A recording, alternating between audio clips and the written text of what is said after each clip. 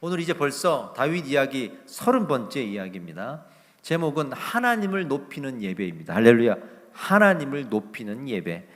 다윗이 지난 시간 언약궤를 가지고 오는 과정이 있었죠. 그 과정에서 중단하고 오벳 에돔이라는 사람의 집에서 언약궤를 보관하는 일이 벌어졌습니다. 왜냐하면 옮기다가 우사라는 사람이 언약궤를 잡는 바람에 죽어버렸죠.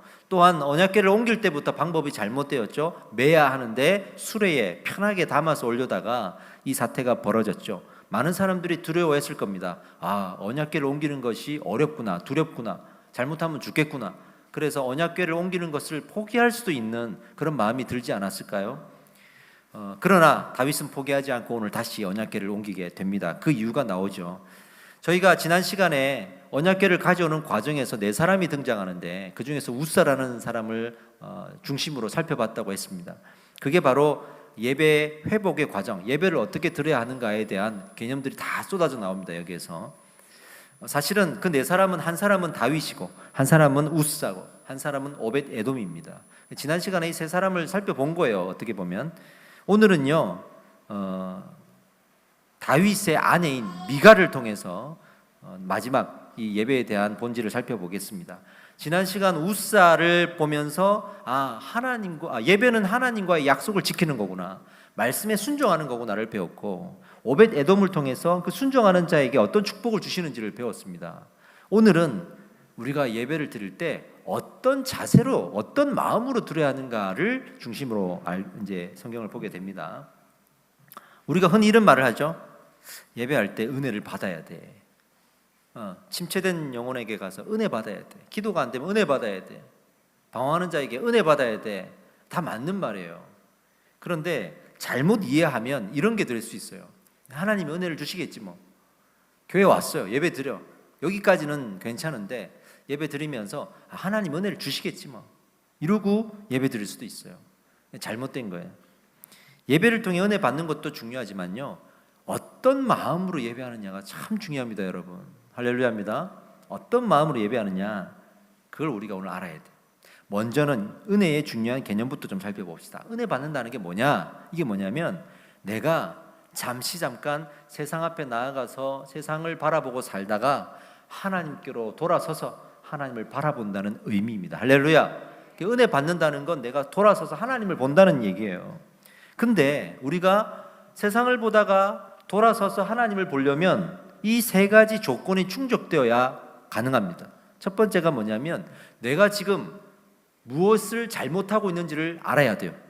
내가 바라보고 있고 내가 서 있는 곳이 잘못됐다는 것을 알아야 돼요. 이게 첫 번째예요. 두 번째는 그러면 어디로 바라봐야 되는지를 알아야 될 거 아니에요. 진리를 알아야 돼요. 말씀을 알아야 돼요. 할렐루야. 어디를 바라봐야 될지 알고. 마지막 세 번째가 뭐냐면 내가 돌아서서 하나님을 보고 하나님께 돌아갔을 때 하나님이 나를 축복하신다는 걸 알아야 돼요. 할렐루야. 축복하신다는 거예요. 그런데 돌아가기 싫을 때가 있어요.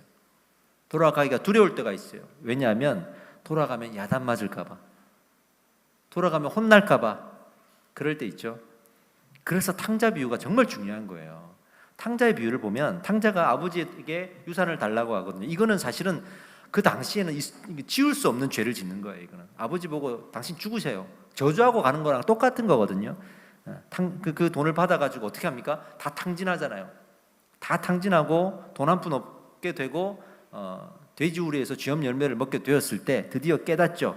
내가 지금 잘못하고 있구나. 여기가 잘못됐구나. 내가 바라보고 있는 것이 잘못됐구나. 첫 번째 조건이 성립됐죠. 두 번째, 어디로 가야 될지를 알았어요. 아버지께 돌아가야 되겠구나. 아버지께 돌아가야겠구나. 근데 마지막 세 번째, 고민되지 않았겠어요? 이 탕자의 고백을 보세요. 내가 돌아가면 죽겠지 이럽니다. 돌아가면 당연히 죽겠지. 아버지가 나를 죽일 거야. 그럼에도 불구하고 돌아가야 된다니까 두려움을 가지고 어떤 마음을 가지냐면 그러면 나를 종으로 삼아달라고 해야지. 그래서 아버지의 종으로라도 살아야지. 그럼 죽이게 하겠어? 하면서 자포자기하고 돌아가죠. 아버지가 어떻게 하죠? 달려나와서 안아주죠. 살진 송아지를 잡아서 반겨주죠. 할렐루야. 이 마지막 세 번째 조건을 우리에게 알려주는 비유가 탕자의 비유예요. 여러분, 지금도 혹시라도 내가 세상을 보고 방황하고 있습니까? 하나님 앞에 돌아서십시오. 하나님이 기뻐하십니다. 여러분들 반겨주십니다. 할렐루야. 그러니까 그 하나님 앞에 나아가기에 내가 죄가 많아서 두려워서 야단 맞을까 봐 하는 두려움들 다 내려놓으십시오. 하나님이 절대로 돌아오는 자를 그렇게 대하지 않으시고 그 탕자의 아버지처럼 달려나와 맞이하실 겁니다. 그 달려나와 맞이하실 때 살진 송아지를 잡는다고 했죠. 그게 뭘까요? 은혜예요. 할렐루야. 은혜를 주십니다. 아멘입니다. 오늘 다윗이요 다시 언약궤를 운반하기 시작합니다. 보세요. 언약궤가 시골에 있으면 안 된다는 걸 알았고 가지고 와야 된다는 것도 알았어요. 근데 우사가 죽으니까 세 번째 조건이 망설여지는 거예요. 저 가져오다가 또 죽으면 어떡하지? 두렵죠. 우리가 정말 지금까지 시골에 저걸 처박아 뒀다고 하나님 화가 나셔서 우리를 자꾸 죽이시나? 저 건들면 안 되나? 할 수도 있잖아요. 근데 다윗이 그럼에도 불구하고 하나님께서 축복하시는 구나를 발견합니다. 어디서요? 오벳 에돔의 집에서. 오벳 에돔에게 하나님이 축복하셨다는 소식을 듣잖아요. 할렐루야. 그 소식을 듣고 그게 아니구나. 하나님의 말씀대로 내가 예배 드릴 때 축복하시는구나. 그래서 다시 용기를 내서 이 언약궤를 옮기기 시작합니다. 다시 옮길 때 그 언약궤 운반에 실패했던 이유를 알았고 또 그럼에도 불구하고 하나님이 가지고 와야 한다고 말씀하신 것을 알았고 그리고 오벳 에돔처럼 가지고 오면 축복하실 거라는 걸 알았기 때문에 이 세 가지 조건이 충족됐기 때문에 다윗은 용기를 낼 수가 있었죠. 여러분 영적인 방황을 하고 있습니까? 하나님께 돌아오십시오. 할렐루야. 은혜를 받기 위해 필요한 게 뭐냐? 바로 이거예요. 성경에 보니까 내 몸과 마음을 다해 주 너의 하나님을 사랑하라 하셨죠. 몸과 마음을 다해 예배하는 게 필요합니다. 신령과 진정으로 예배하라 그랬는데 그건 좀 어려운 말이고요. 몸과 마음을 다해 예배하시는 것이 좋습니다. 여기서 몸을 다하고 마음을 다하라 그랬는데 몸을 다하는 건 열심히 교회 나와서 예배 드리는 거겠죠. 마음을 다하는 게 뭘까요? 마음을 열라는 거예요. 아멘. 열라는 거예요. 근데 마음을 여는 거는 어떤 마음이 생겨야 여냐면 간절함이 생겨야 마음이 엽니다. 간절함이. 다윗을 보세요. 다시 언약궤를 옮기는데요. 처음에 옮길 때 어떻게 했죠? 부하들을 보내서 가지고 와 그랬단 말이에요. 왜? 언약궤가 필요하다는 걸 알았으니까. 근데 두 번째는요. 필요함을 넘어서 간절함이 생겨요. 간절함이 생겨요. 그러면 어떻게 했냐면 다윗이 직접 오벳 에돔의 집으로 갑니다. 직접 가서 가지고 와요. 할렐루야. 이게 필요함을 느끼는 것과 간절함을 느끼는 것의 차이예요. 이게 교회 올 때 은혜 받아야지라는 은혜의 필요성은 알지만 마음을 열지 않은 채로 하나님 은혜 주시겠지, 알아서 주시겠지 뭐 하고 교회 오는 사람과 그 필요를 넘어서 간절한 마음으로 내가 마음을 열고 예배하는 사람의 차이예요. 그리고 다윗이 가서 직접 가서 어떻게 하냐면 이걸 맵니다. 매라고 합니다. 성경대로 말씀대로 순종하고 이 언약궤를 옮겨오는 거죠. 근데 그 옮겨올 때 어깨에 메고 옮겨올 때 다윗의 마음이 이렇게 기록되어 있어요. 12절에 다윗이 가서 언약궤를 기쁨으로 메고 할렐루야. 기쁨으로 메고 분명히 지금 처음에 이 언약궤를 가져올 때랑 달라졌어요. 기쁨이 생겼습니다. 필요성과 간절함은 다르다 그랬습니다. 은혜가 필요하다 달라요. 필요함은 내 몸을 움직이게는 해요. 그러나 마음을 열게 하지 못해요. 근데 간절함이 있어야 마음도 열리게 만드는 거예요. 할렐루야죠 이게. 여러분들 지금 예배하면서 하나님 은혜가 필요해서 왔습니까? 필요함을 넘어 간절해서 지금 이 자리에 앉아 있습니까? 이 차이가 나는 거예요.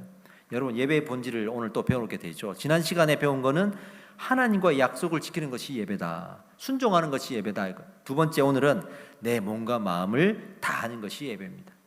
내 마음의 문을 열고 예배 드리는 것이 진정한 예배입니다. 근데 어떻게 하면 이 마음을 열 수 있을까요? 어떻게 하면 마음을 열 수 있을까? 보통 이렇게 또 얘기하겠죠. 은혜가 있으면 마음을 열죠. 은혜가 있으면 열죠. 이렇게 생각한다고. 근데 성경을 보면요. 은혜가 없어도 마음을 열래요. 은혜를 받기 위해서 마음을 열래요. 이상하다. 나는 은혜 없으면 마음 못 여는데. 나는 강박해지면 고집이 센 사람이라 마음 못 여는데.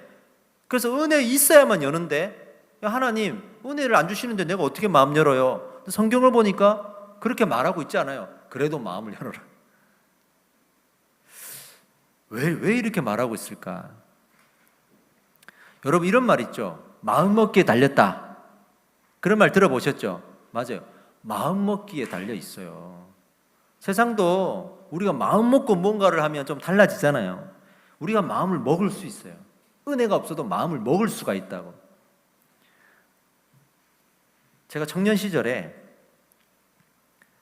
큰 대형교회를 다녔습니다. 이제 아내랑 같이 한 교회를 다녔는데 참 제가 그 교회 목사님 설교를 통해서 정말 내 인생의 기쁜 맛을 보고 말씀의 은혜를 누리고 주곡 같은 인생에 남을 만한 설교들을 거기서 많이 들었어요. 얼마나 감사한지. 근데요, 참 사람이 간사하고 교만한 게 아무리 은혜로운 말씀과 또 좋은 목사님 만나서 설교를 들어도 한 6개월쯤 지나면 은혜가 안 돼요. 다 그게 그건 것 같고 그 말이 그 말인 것 같고 나도 교만해져서 말씀이 안 들려요. 6개월 지나니까 그렇게 되더라고. 그분 또 말씀이 길었어요. 주일날 1시간, 수요일날 한 2시간 이렇게 막 넘어가는 거야. 이렇게 졸려가지고 또 그 말씀이구나 하고 말이죠.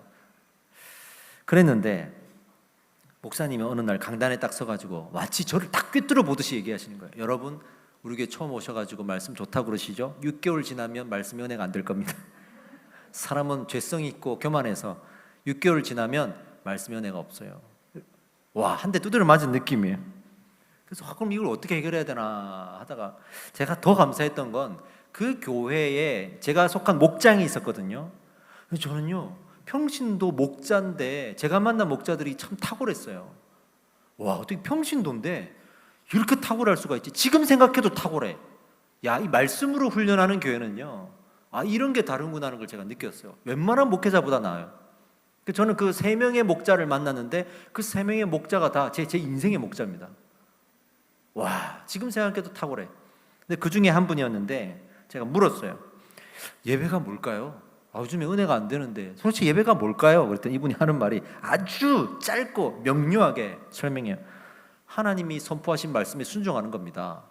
그래요. 왜 순종해야 돼요?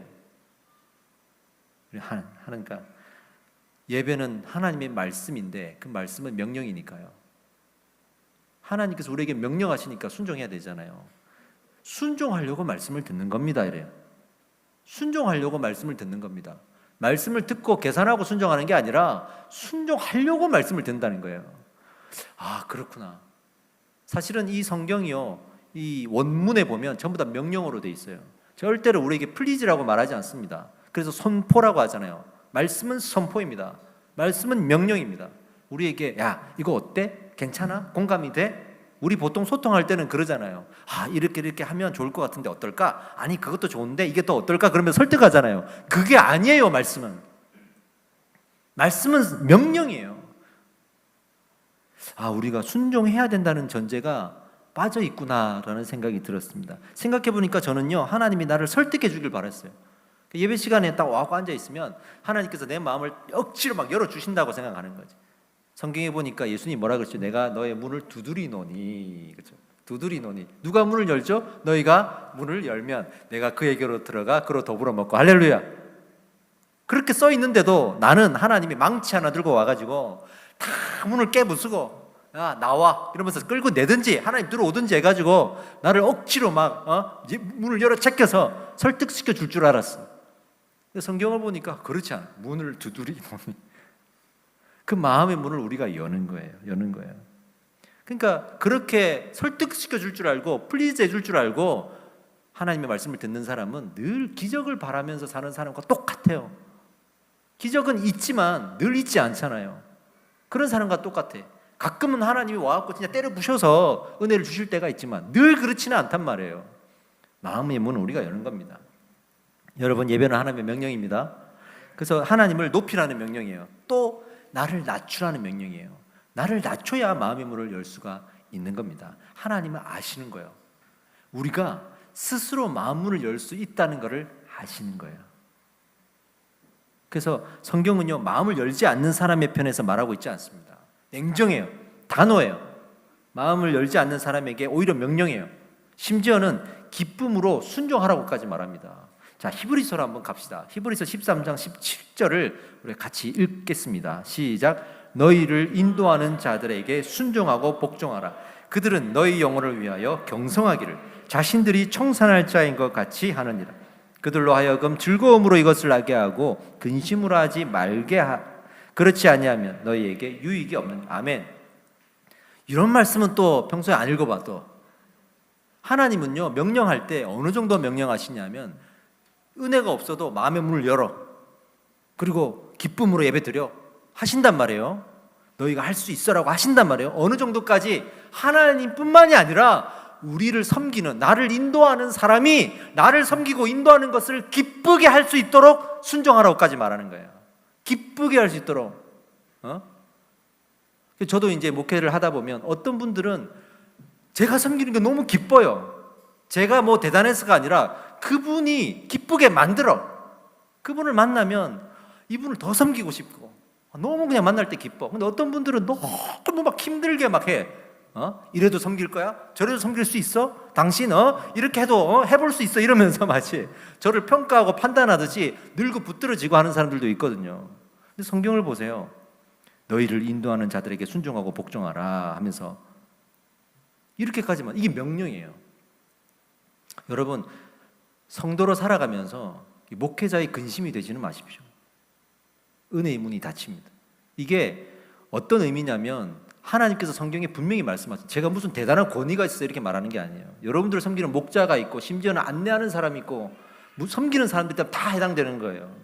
뭐라도 기쁨으로 섬길 수 있게 해줘야 돼. 표정이라도 밝게 해주고, 말도 수고하십니다 해주고, 참 고생하십니다 커피를 한 잔 사주고, 이런 것들이 다 여러분들이 더 은혜 받을 수 있는 통로인데요, 하나님께서 그를 대단하게 여기라는 게 아니에요. 그러면서 내 마음이 기뻐지는 거예요.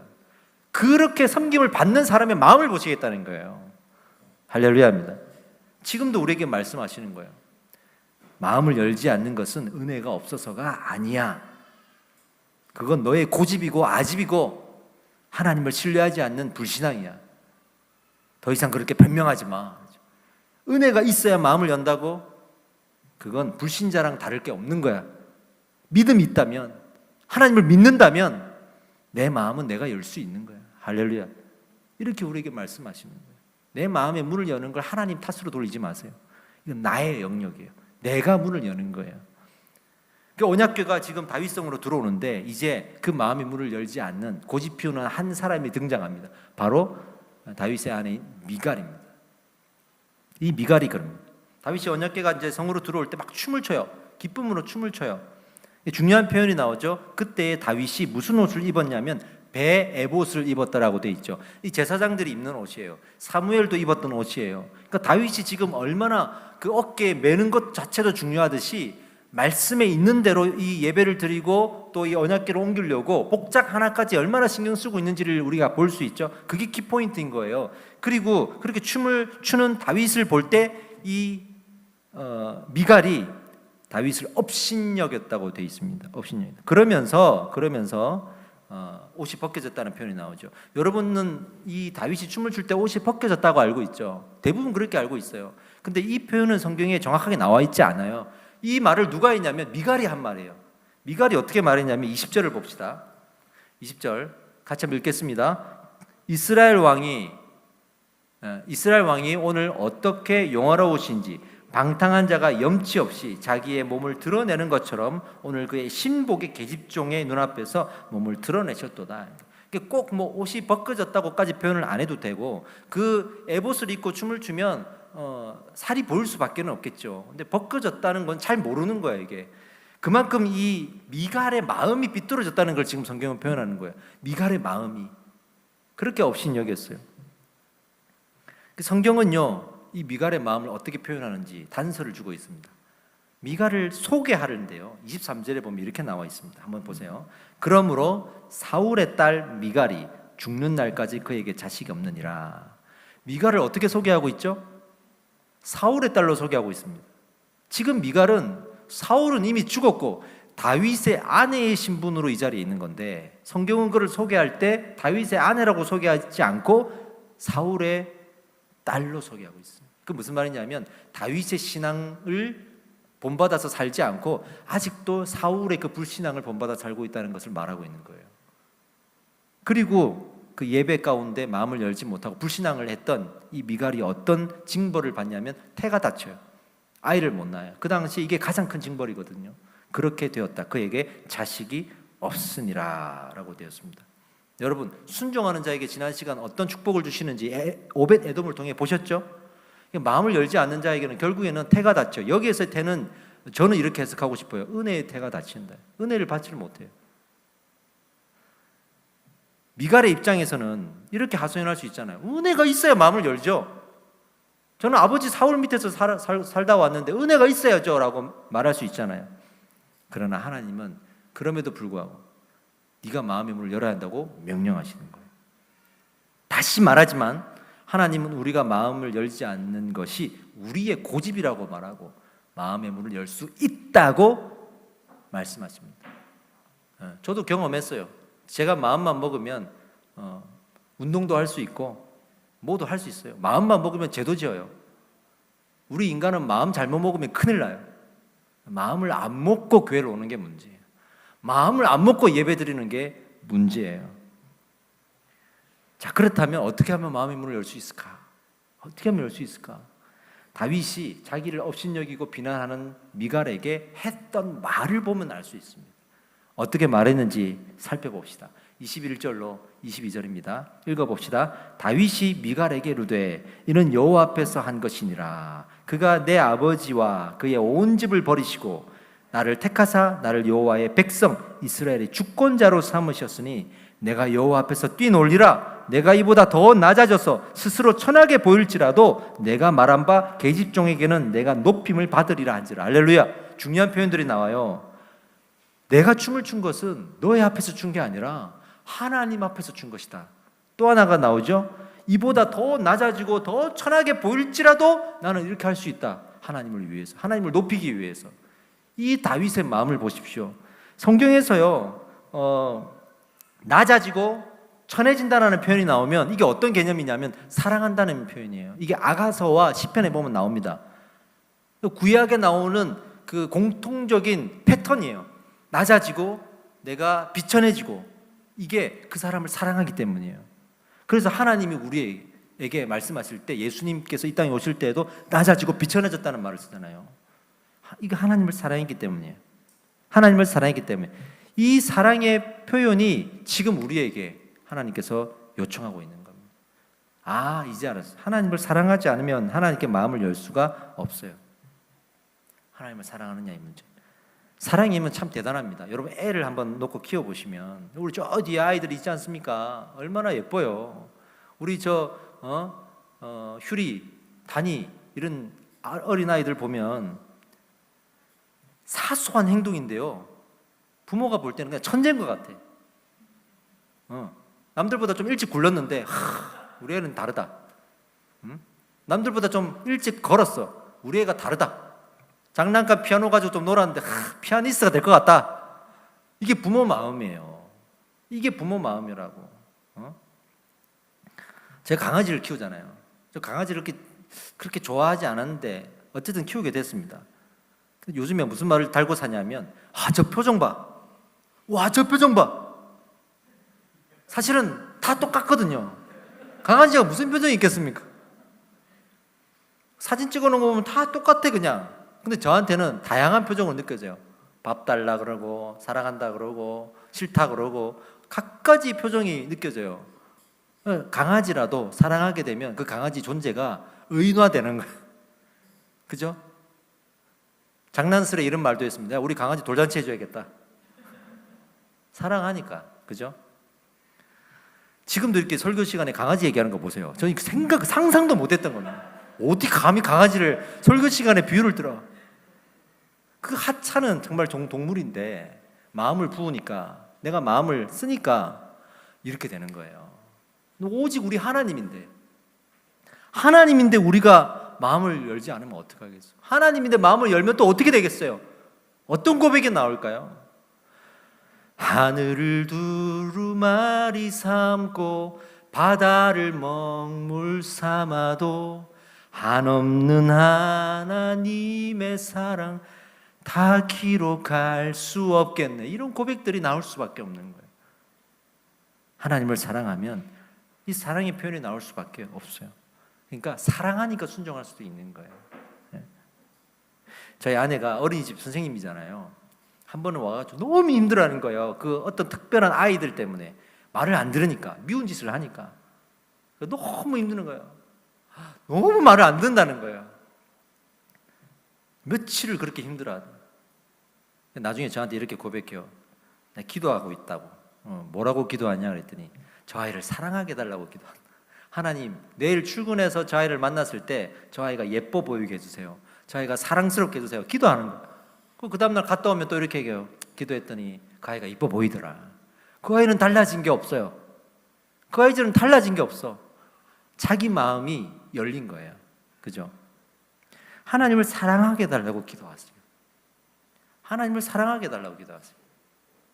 이게 지금 우리한테 가장 필요한 기도입니다. 예배 드릴 때마다, 양육을 받을 때마다, 기도할 때마다 하나님, 내가 사랑하게 되고 싶어요. 사랑하고 싶어요. 이 마음을 가지고 예배를 드리십시오. 여러분들의 마음의 문이 열리게 될 줄 믿습니다. 말씀을 마무리하겠습니다. 제가 그저께 제자반 모임을 했는데요. 이 제자반 모임 정도 오시면 저도 좀 마음을 좀 비춥니다. 힘들면 힘들다 그러고, 이런 일이 있었다 그러고, 이런 고민을 한다 그러고 좀 비춥니다. 제가 거기서 힘들다고 고백을 했어요. 한 달 정도 힘들었습니다. 그게 뭐냐 그러면, 부끄럽지만 제가 우리 성도님들을 다 사랑하지 못하겠는 거예요. 다 사랑할 수가 없다는 걸 제가 어느 순간 느끼고, 서운한 마음들이 막 이렇게, 큰 사건은 없는데 잔잔한 일들로 오는 거예요. 이런 거죠. 나는 이제 친절하게 하고 소통하고 뭐라도 성도님들의 불편함을 덜어주려고 지나가는 말도 귀를 기울인단 말이에요. 그래서 뭐 불편하다 그러면 해주고, 아이고 좀 저거 좀 있어야겠네 그러면 해주고, 이건 어떨까요? 그러면 더 고민해하고 진짜 그럴 수 있을까, 이럴 수 있을까 고민하고, 뭐 하나 건의할 때마다 지나치지 않으려고 정말 밤잠을 설칠 때도 있거든요. 답이 안 나올 때도 있거든요. 답이 안 나오지만 그분이 그래도 건의를 했는데 내가 어떻게 하면 좀 잘 대안을 마련할 수 있을까, 이렇게. 근데 시간이 지나면서 서운한 거야. 왜? 나는 이렇게 고민하는데 너무 쉽게 말하는 거지. 또 대안을 내세워도 마음이 안 들어하는 거지. 이러면 이런다고 저러면 저런다고 마치 불평하는 듯한, 나중에는 내가 어떻게 해야 될까, 이런 생각들. 아주 사소한 일들인데 그게 쌓이면서 저를 이렇게 서운하게 만들더라고요. 모두를 사랑해야 되는데 이제 그러지 못하겠어요. 이 사람은 좀 서운하고 저 사람도 좀 서운하고, 이런 마음들이 제 마음에 쌓이는 거예요. 근데 이제 설교를 준비하는데 지난주도 이번주도 계속 지금 예배에 대한 마음이고, 이 말씀이 내 말씀인 것 같은 거예요. 너무 지금 내 상황하고 똑같은 거야 이게. 그러니까 지난주에 말씀 준비할 때 한 대 두드려 맞고, 이번 주 또 말씀 준비할 때 또 한 대 두드려 맞았어. 하나님께서 저한테 말씀하셨어요. 왜 네가 사랑을 받으려고 그러냐? 네가 사랑해야 된다. 네 마음이 열려야 되는 거 아니냐? 네가 나를 사랑하지 않아서 네가 마음 못 여는 거다. 네가 사랑하지 않아서 네가 사랑하지 못하는 거다.